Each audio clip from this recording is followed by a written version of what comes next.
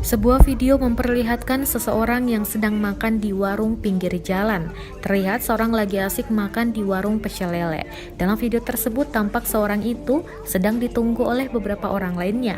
Rupanya seseorang tersebut merupakan pelaku maling motor. Pelaku bersama temannya mampir makan di warung pinggir jalan setelah melakukan aksi pencurian motor. Namun polisi yang bertugas langsung sigap dan akhirnya berhasil menemukan si pelaku yang sedang nikmat lagi makan malam. Polisi yang melihat pelaku langsung menjahilinya. Polisi yang bertugas di sana tampak menyuruh pelaku untuk menambah makanannya. Video tersebut diunggah oleh akun Instagram @infocekatansolo.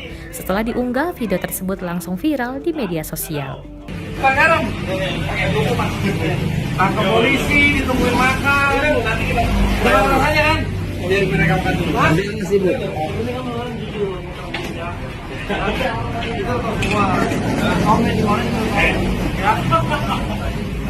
Udah kamu cerita, makan dulu.